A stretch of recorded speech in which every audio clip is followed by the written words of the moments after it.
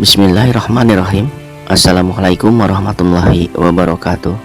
Sahabat, bagi pemeluk agama Islam, mungkin nama Hamzah bin Abdul Muttalib tidaklah terdengar asing. Ia adalah salah satu paman Nabi yang memiliki peran begitu besar di dalam penyebaran agama Islam. Hamzah bin Abdul Muttalib dilahirkan di Mekah sekitar tahun 568. Merujuk dari tahun dilahirkannya ini, usia Sayyidina Hamzah diperkirakan lebih tua 2 tahun daripada Nabi Muhammad SAW. Sayyidina Hamzah adalah putra dari Abdul Muttalib, yaitu kakek Nabi Muhammad SAW, dan adik berbeda ibu dari Abdullah, ayahanda dari Nabi Muhammad SAW. Itu artinya Sayyidina Hamzah dan Abdullah, ayah Rasulullah SAW, adalah adik kakak dengan satu ayah tetapi berbeda ibu. Meskipun demikian, ternyata hubungan antara Sayyidina Hamzah dan Rasulullah SAW juga terhubung dari pihak ibu. Halah binti Huwaib, ibu dari Sayyidina Hamzah, adalah saudara sepupu Siti Aminah, ibunda Nabi Muhammad SAW. Dengan begitu, Nabi Muhammad SAW dan Sayyidina Hamzah memiliki hubungan yang begitu dekat sedari kecil. Terlebih, beliau berdua juga terhitung sebagai saudara sepersusuan. Karena itulah, Sayyidina Hamzah memiliki rasa sayang dan hormat yang begitu tinggi kepada Rasulullah SAW. Bahkan sebelum beliau memeluk agama Islam, Sayyidina Hamzah selalu ada untuk melindungi Rasulullah SAW pada masa-masa sulit. Bahkan beliau akan marah jika mendapati seseorang yang menjelekan hingga menyakiti Nabi Muhammad SAW. Sayyidina Hamzah dikenal sebagai seorang pemuda yang begitu jenius dan lihai dalam memainkan panah hingga disegani banyak orang. Runtunan proses hingga Sayyidina Hamzah bisa memeluk agama Islam berawal dari Nabi Muhammad SAW yang disakiti oleh kaum musyrikin. Dikisahkan bahwasanya asal mula Sayyidina Hamzah memutuskan memeluk agama Islam karena suatu kejadian ketika kaum musyrikin melemparkan kotoran unta pada Rasulullah SAW. Namun, ada juga riwayat yang mengatakan bahwa Sayyidina Hamzah memeluk agama Islam karena tidak terima ketika Nabi Muhammad SAW diserang oleh Abu Jahal. Diceritakan bahwa ada seorang budak wanita yang melihat Abu Jahal bertemu dengan Rasulullah SAW di Bukit Syafa. Di bukit itu Abu Jahal menyakiti serta memaki Nabi Muhammad SAW. Kejadian ini pun diceritakan oleh budak wanita tadi kepada Sayyidina Hamzah bin Abdul Muttalib. Sebagai seorang pemuda Quraisy dengan harga diri yang tinggi serta memiliki kepribadian yang tegas, Sayyidina Hamzah merasa tidak terima. Ia pun segera mendatangi Abu Jahal dengan membawa busur panah. Abu Jahal yang saat itu sedang duduk-duduk di antara kaumnya segera berdiri untuk menyambut Sayyidina Hamzah. Namun Sayyidina Hamzah mengangkat busur panahnya lalu memukulkannya kepada Abu Jahal hingga terluka. Kemudian Sayyidina Hamzah berkata, "Apakah engkau telah menyakiti Muhammad?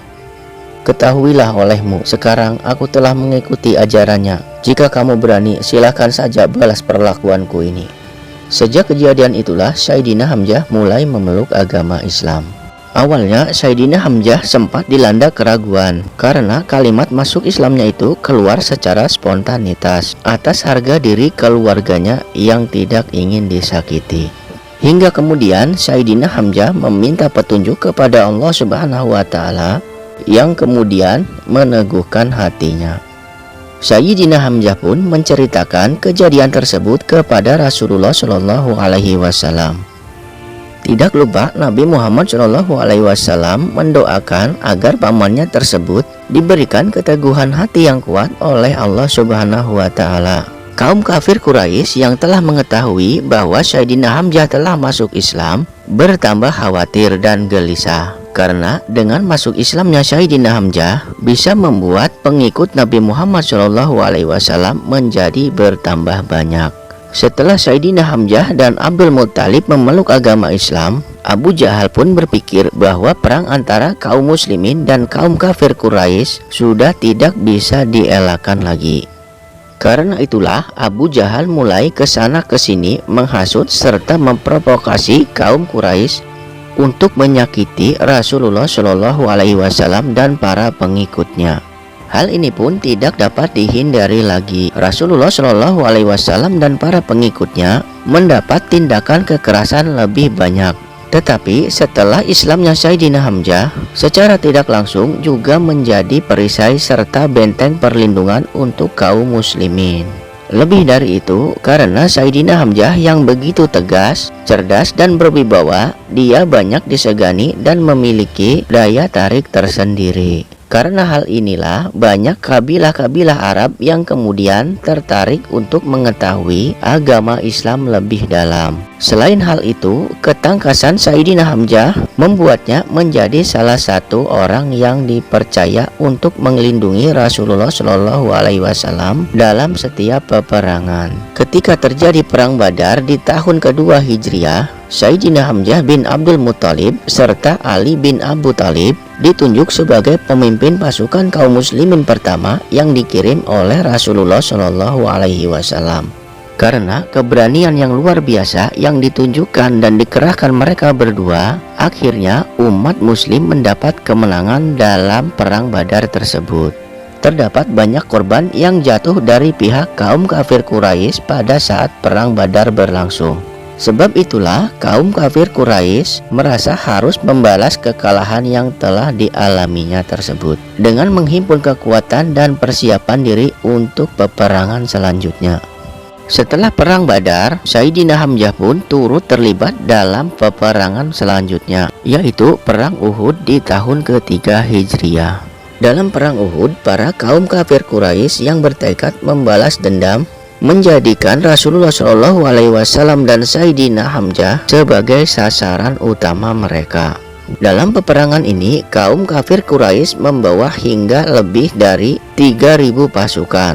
Adapun pasukan ini meliputi 700 unta, 200 kavaleri, serta pemanah dan infanteri. Sementara pasukan kaum muslimin hanya berjumlah sekitar 1.000 orang, gabungan kaum muslimin dari Madinah. Pasukan kaum muslimin yang dipimpin langsung oleh Rasulullah Shallallahu Alaihi Wasallam bertempur dengan pasukan lawan di dekat Jabal Uhud. Selama dalam peperangan, beberapa pasukan muslim yang dipimpin oleh Sayyidina Hamzah berada di tengah dan menyerang musuh ke arah kanan dan kiri.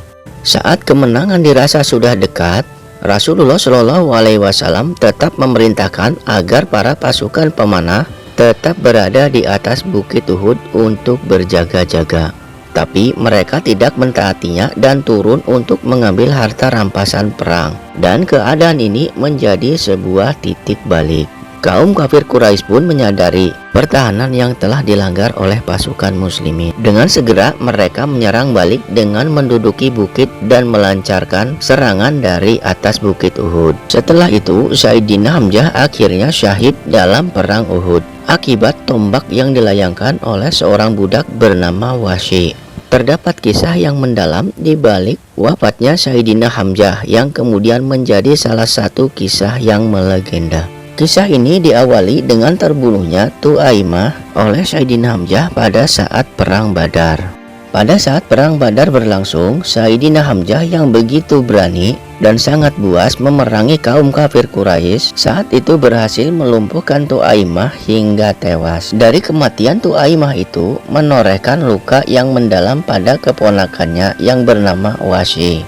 Tentunya masih banyak juga kaum kafir Quraisy yang lain yang ikut tewas dalam peperangan tersebut, termasuk Utbah bin Rabi'ah dan Syaibah bin Rabi'ah, yang mana merupakan ayah serta paman dari Hindun binti Utbah. Al-Walid bin Utbah yang merupakan saudara Hindun juga mati dalam peperangan di tangan Ali bin Abu Thalib.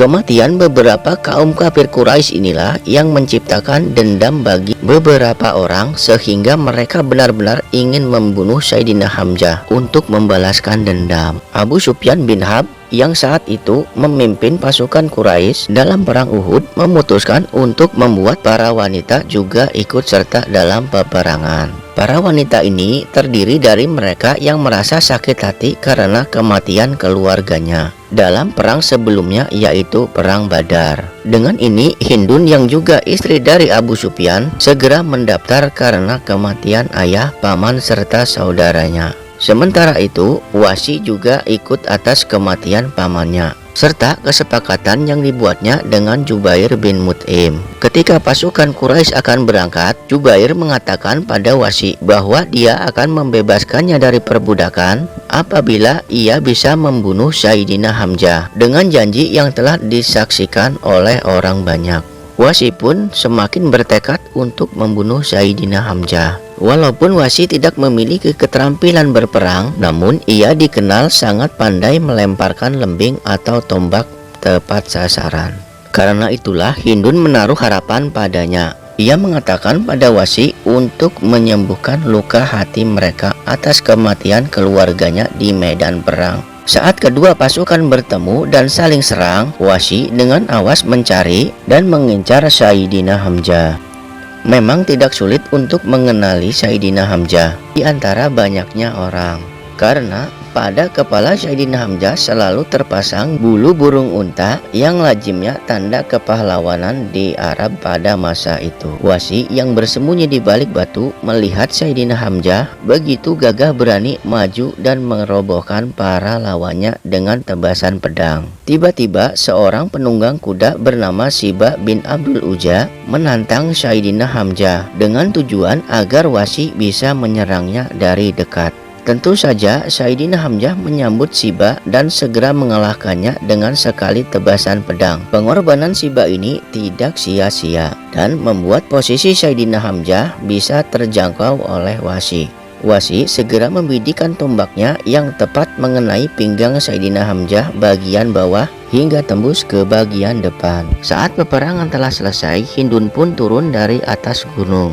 Ia mencari tubuh Sayyidina Hamzah yang sudah tidak bernyawa. Karena begitu bencinya kepada Sayyidina Hamzah, Hindun pun mengambil hati Sayyidina Hamzah kemudian memakannya, walaupun tidak ditelan dan dimuntahkan kembali. Kematian Sayyidina Hamzah membuat Nabi Muhammad SAW begitu bersedih, sehingga kemudian Allah Subhanahu wa Ta'ala menurunkan firman-Nya dalam Al-Quran surah An-Nahl ayat ke-126. Dan jika kamu membalas, maka balaslah dengan balasan yang sama, dengan siksaan yang ditimpakan kepadamu. Tetapi jika kamu bersabar, sesungguhnya itulah yang lebih baik bagi orang yang sabar.